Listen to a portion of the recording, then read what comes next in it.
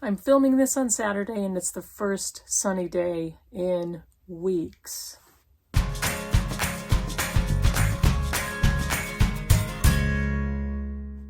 Hey BookTube, it's Kim at Middle of the Bookmarch, and this is my Bookish week for Sunday, March 31st. Yeah, it's the 31st. I can't believe we're at the end of March. It blows my mind. I can't believe this.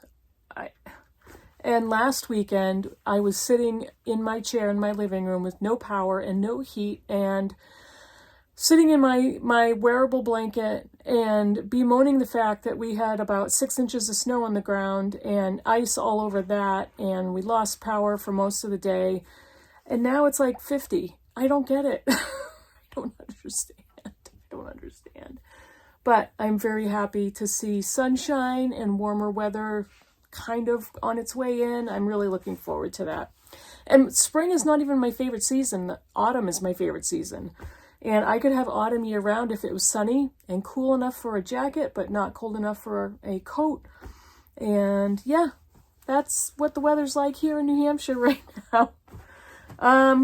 What have I been doing? What did I do last week? I finished 2 books last week, and I'm currently reading 2 books.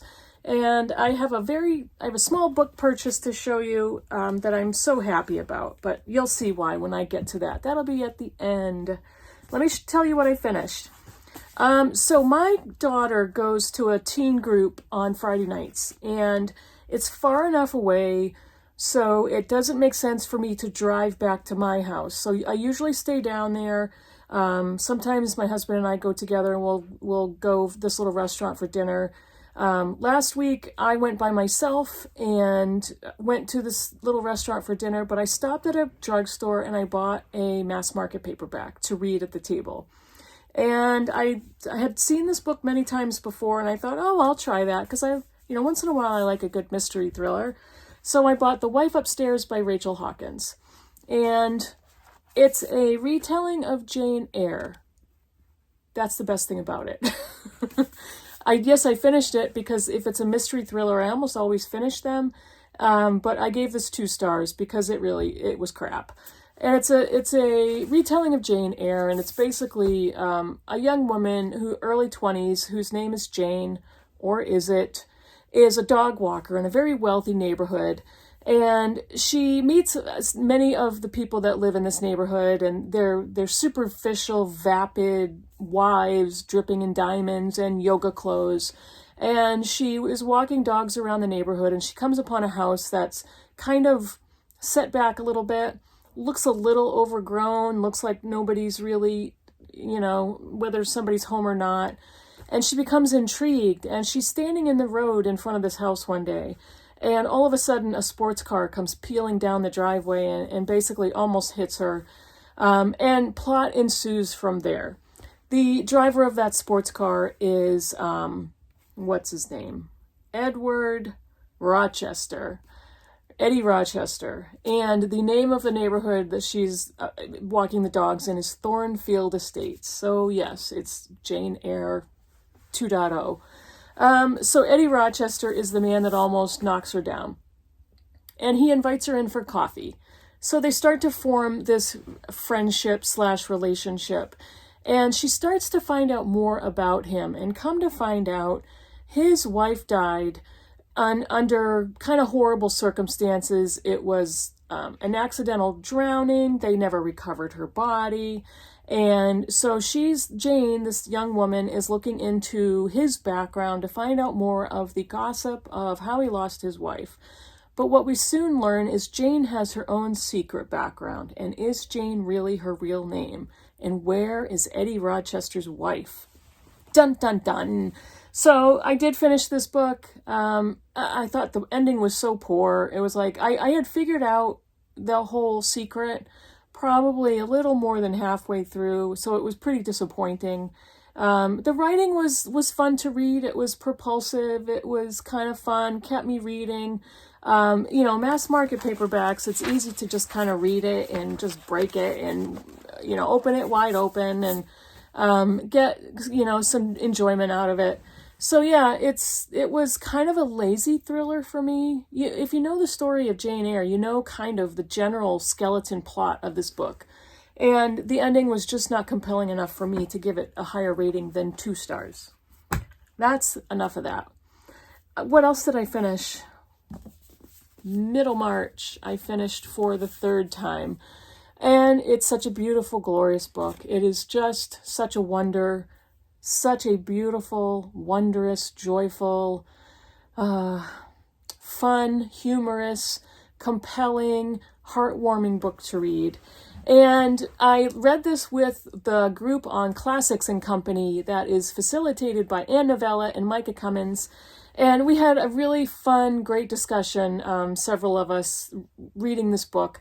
All the characters, Dorothea Brooke, Tertius Lydgate, Rosamond Vincy, Mr. Brooke, James Chatham, Mr. Bulstrode. It was such a wonderful read. I'm not even going to tell you the plot, because if you haven't heard the plot already of Middlemarch, where have you been? Have you watched my channel at all? This book was written in 8 sections, and when Eliot was writing it, every section was published as she was continually writing it. So it's set up in 8 books, and it's a mammoth, so this was my March of the Mammoth book. One of them, I haven't finished the other one. And it's over 800 pages, 836, 34, 36. And I've heard a lot of different people review this book, and some people have said, I don't love it because it's slow, it's long, her language is confusing, the pacing is off. The pacing, I think, might have to do with the fact that it's written in 8 sections. And she starts off Middlemarch with the story of Dorothea Brooke, but that was not her original intention. Her original intention was to write Tertius Lydgate's story to start the book off with. And this tells the tale of the inhabitants, or many of the inhabitants, of a town called Middlemarch in the English countryside. So we have a lot of different characters, a lot of storylines. Everybody is connected. They're all part of the same town. Many of them are part of the same family. They all interact with each other. So it's just a master of realist fiction, and how she talks about characters, the character development and the character growth, where the story goes. There's secrets and intrigue. There is marriage problems and family issues. There is poor and rich and politics. There is religion, love, passion. Everything is contained in this book. One of the most perfect novels in the English language, in my humble opinion. Why would you expect me to say anything else? Yes, it's my favorite George Eliot novel. Daniel Deronda is a close second, and I do plan on rereading all of her books. I still want to reread Romola. That's one of my projects for this year. I'm not sure when I'm going to get to that again. But what a beautiful reading experience.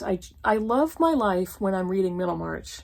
That is the best review a book reader can give. If you love your life as you're reading this book, it's wonderful. I am currently reading 2 books. I am still reading Still Life by A.S. Byatt. And Judy, I am so sorry. Poor Judy has just been tolerating me, trying to finish this dang book.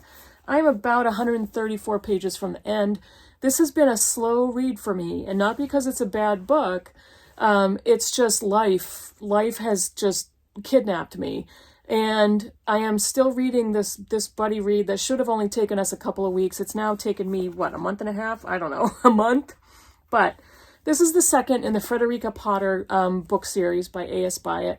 And I'm picking away at it. I am. It's not a fluffy read. A.S. Byatt is very intellectual and a very esoteric writer.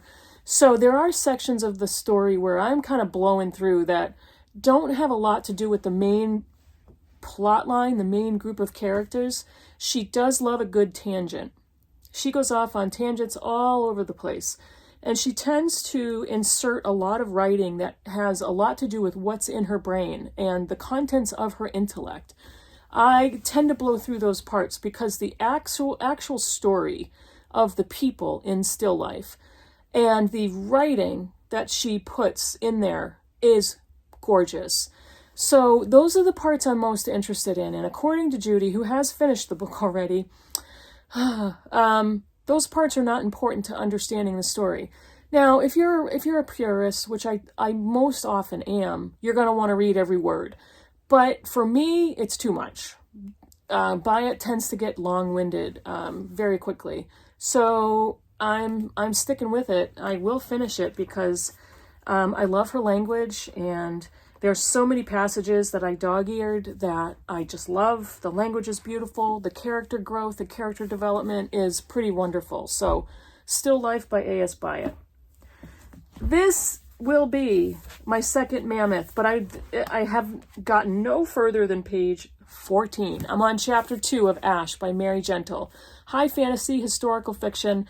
I think I've saved the best for, well, it's not going to compare to Middlemarch, but I saved the best for last because what I want to do is I want to finish Still Life and the audiobook I'm listening to and dive into Ash. I am just chomping at the bit, drooling, waiting with bated breath to dive myself into this book.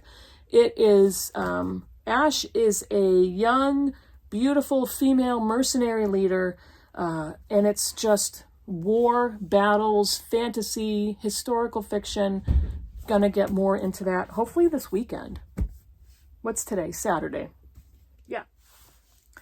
So the audiobook that I am currently reading is This American Ex-Wife, Ending My Marriage and Starting My New Life. I think that's the title, and there'll be a picture here by Liz Lenz.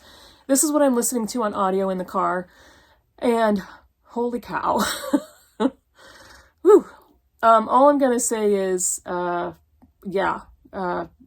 relate much, but this is really good. It's her memoir of her marriage and divorce.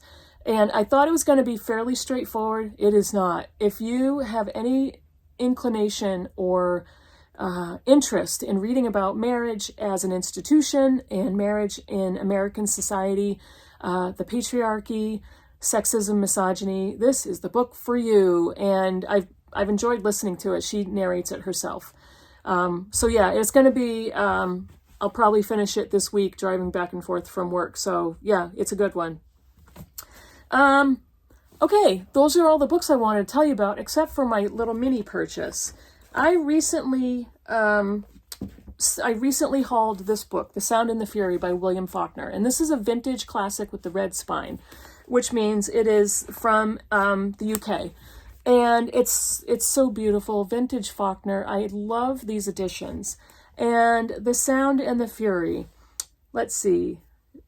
Depicting the gradual disintegration of the Compson family through 4 fractured narratives, The Sound and the Fury explores intense, passionate family relationships where there is no love, only self-centeredness. At its heart, this is a novel about lovelessness. Only an idiot has no grief, only a fool would forget it. What else is there in this world sharp enough to stick to your guts? So that is The Sound and the Fury that I recently hauled. Looky, what I now hauled. I just opened the box yesterday. This is As I Lay Dying, another vintage William Faulkner, vintage with the red spine from the UK. Look at this beautiful picture of a horse, just gorgeous. I don't usually like photos on books, but there are exceptions. The death and burial of Addie Bundren is told by members of her family as they cart the coffin to Jefferson, Mississippi to bury her among her people. And as the intense desires, fears, and rivalries of the family are revealed in the vernacular of the Deep South, Faulkner presents a portrait of extraordinary power, as epic as the Old Testament, as American as Huckleberry Finn.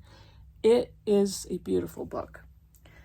The last one, Absalom, vintage Faulkner, with the red spine from the UK.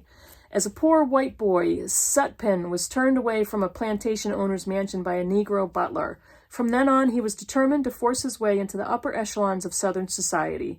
His relentless will ensures his ambitions are soon realized: land, marriage, children. But after the chaos of civil war, secrets from his own past threaten to destroy everything he has worked for.